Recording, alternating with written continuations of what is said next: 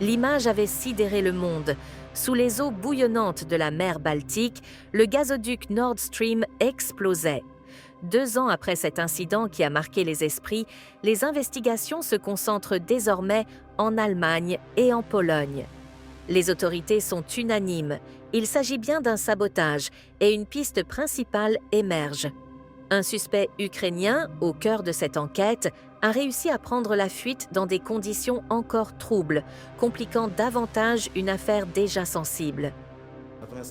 Il est étrange que la personne ait été recherchée par les autorités allemandes sans que l'arrestation prévue ne soit annoncée et enregistrée dans les autres pays de l'espace Schengen. Cela a permis à cette personne de quitter le pays en toute simplicité, ce qui nous paraît également surprenant. Kiev nie toute implication dans l'explosion et accuse la Russie. Mais le scénario d'une attaque ukrainienne se précise. Un journal américain a révélé des détails de l'opération, digne d'un film de James Bond. Un petit groupe de patriotes ukrainiens aurait conçu l'idée lors d'une soirée arrosée à Kiev en mai 2022. Parmi eux, des officiers militaires, soutenus financièrement par des hommes d'affaires, ont mené à bien le projet sous commandement ukrainien. Il a fallu 23 000 $ pour construire ce pipeline, mais 300 000 $ suffiront pour le détruire avec un commando de 5 hommes et une femme. Le groupe aurait opéré à bord d'un voilier, identifié par le journal en équipe de 2. Les plongeurs ont plongé à 80 mètres de profondeur pour installer les explosifs. Volodymyr Zelensky aurait initialement approuvé l'opération, selon un journaliste du Wall Street Journal. Le service de renseignement néerlandais avait connaissance de l'opération dès ses premières étapes et a informé la CIA. Les services secrets américains ont recommandé à Zelensky d'annuler l'opération. Cependant, le général Alouche, dit commandant en chef de l'armée ukrainienne, n'a pas obéi.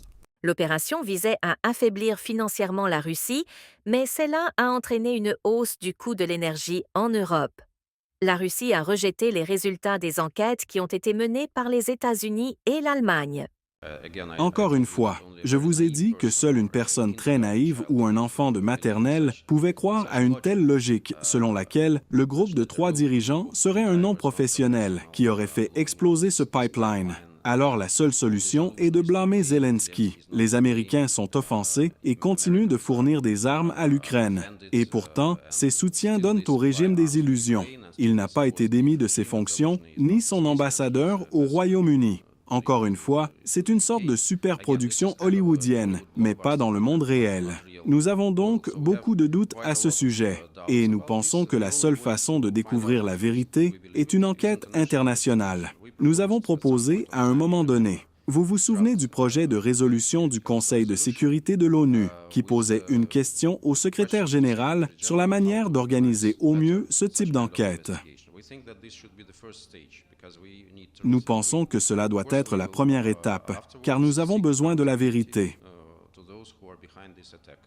Et nous chercherons bien sûr ensuite à faire rendre des comptes à ceux qui sont derrière cette attaque. Il ne doit y avoir aucun doute là-dessus. D'un autre côté, ces événements ont montré très clairement la véritable nature des massacres perpétrés par le régime de Kiev, car des gens sont tués, des magasins sont pillés, des femmes enceintes sont tuées et leurs épouses sont prises pour cible par des ambulances. Hier, 2 volontaires ont été tués. Il y a beaucoup de gens qui portent ces insignes, et même des journalistes occidentaux qui, soit dit en passant, entrent illégalement en Fédération de Russie, ce que nous condamnons avec les troupes ukrainiennes. Même eux ne peuvent pas le cacher, même si cela prouve que les racines du nazisme sont très profondes dans la société ukrainienne. Tout ce contexte gênant crée une atmosphère très particulière pour nos collègues occidentaux. Et ils n'ouvrent pas la bouche jusqu'à présent, parce qu'ils ont peur que s'ils ouvrent la bouche et disent quelque chose, ils seront mortellement compromis sur les actions de l'armée ukrainienne.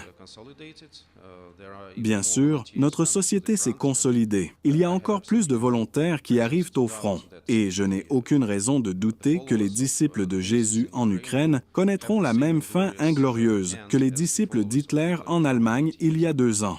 Restez informés sur toutes les dernières actualités, ici même sur World News French.